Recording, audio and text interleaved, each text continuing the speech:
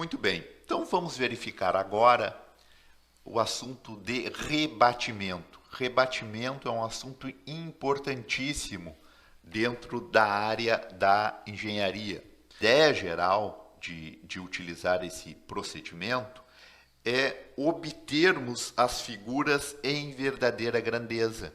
Então, para a engenharia, é extremamente importante. Muitas vezes eu tenho uma determinada projeção de uma geometria e esta projeção ela não se encontra em verdadeira grandeza. Mas eu quero verificar, um exemplo, uma quantidade de material real que eu vou utilizar. Então, o rebatimento serve para obtermos as medidas reais. O rebatimento serve para transferir uma informação contida em um plano, vamos supor aqui um plano alfa, para um plano de cota constante. Porque a partir do momento que vamos ter uma geometria onde todos os pontos tenham o mesmo valor de cota, vamos ter a verdadeira grandeza. Então, o que é rebater?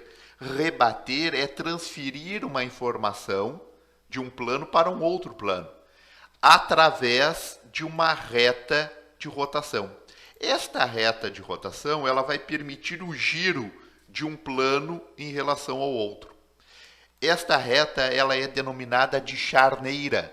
Charneira vem do francês, que significa dobradiça. Então, esta charneira ela vai ser uma reta de cota constante. Vamos pensar na entidade mais simples, um ponto. E vamos verificar o que acontece nesse processo de rebater. Vamos fazer com que esse ponto daqui ele venha girar em torno desse eixo de rotação, dessa charneira. Então, quando a gente fala rebater um ponto, na verdade, estamos falando em rebater o plano que contém o ponto. O rebatimento de uma figura é o rebatimento do plano que contém a figura, certo?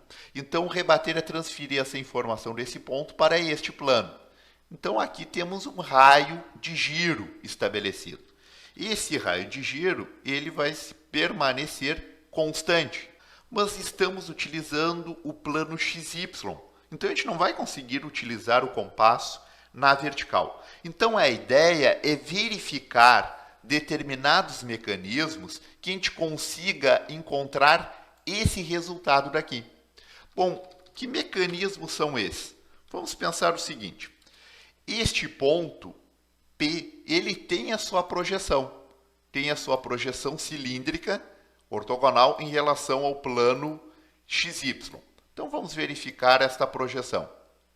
Então, a distância entre o ponto P e a sua projeção é essa distância inverte, a distância vertical. Este ponto daqui, quando ele é rebatido, temos o P rebatido, o seu alinhamento em relação à projeção vai ficar numa mesma linha, ou seja, numa linha que é perpendicular à charneira.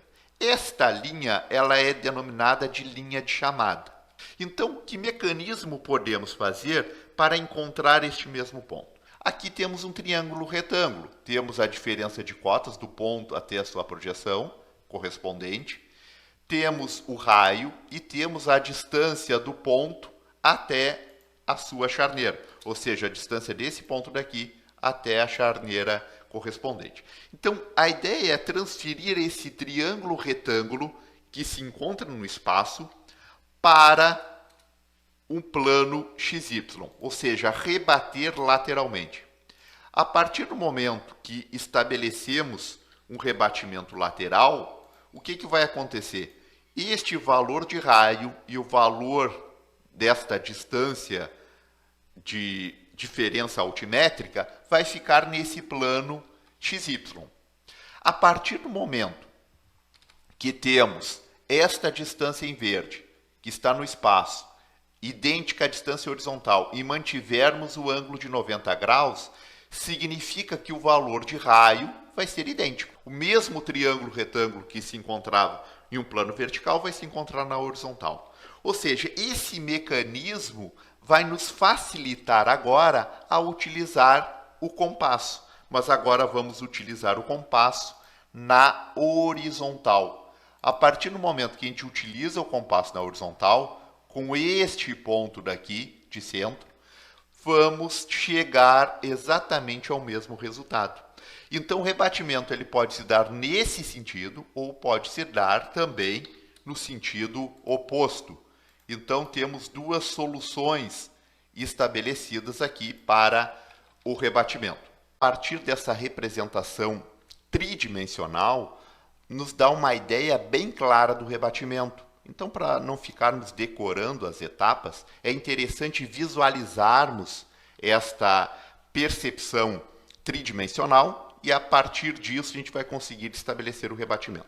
Bom, então o que a gente pode observar? Que o ponto projetado e o ponto rebatido vão ficar sobre uma mesma linha. Esta linha é denominada linha de chamada. A ideia é rebater este ponto B para o plano de cota 9. Então, primeiro podemos estabelecer uma perpendicular à charneira. Esta perpendicular à charneira é denominada linha de chamada. Esta linha de chamada daqui podemos prolongar ao longo desta perpendicular à charneira. Sabemos que esses pontos rebatidos vão ficar nesta linha que é perpendicular à charneira.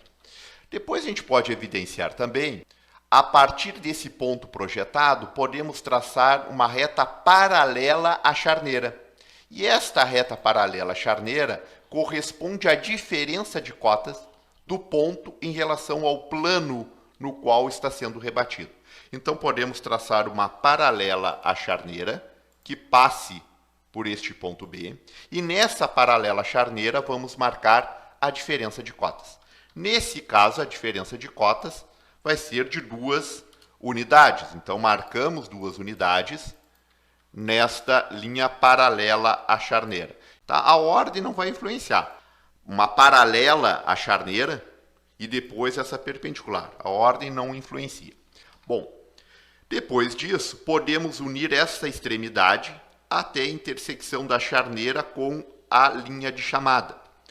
Esta representação daqui vai ser o raio estabelecido. Então, vamos unir até este ponto e, com isso, vamos ter a representação deste raio. Ou seja, transferimos toda a informação do espaço tridimensional para um plano. Agora, basta utilizar o compasso e vamos ter as duas soluções estabelecidas. Então, aqui podemos observar o sentido de rebatimento. Então, encontra-se num sentido estabelecido horário, e aqui temos o valor correspondente anti-horário. Então, ponta seca do compasso, a partir da intersecção da linha de chamada com a charneira, a abertura até o valor do raio. Ao estabelecer esta abertura até o valor do raio, vamos ter duas soluções. Então, podemos marcar aqui o ponto B, rebatido ao valor de cota 9.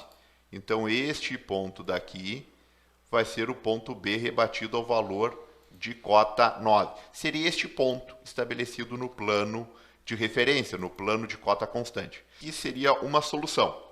E também teríamos uma segunda solução. Então, com isso, teríamos o ponto B rebatido, ou nesse sentido, ou neste outro sentido. Ou seja, esse plano ele pode rotacionar nesse sentido horário ou estabelecer no sentido anti-horário. Claro, depois, na hora da resolução dos exercícios, vamos escolher uma única solução para a caracterização do rebatimento.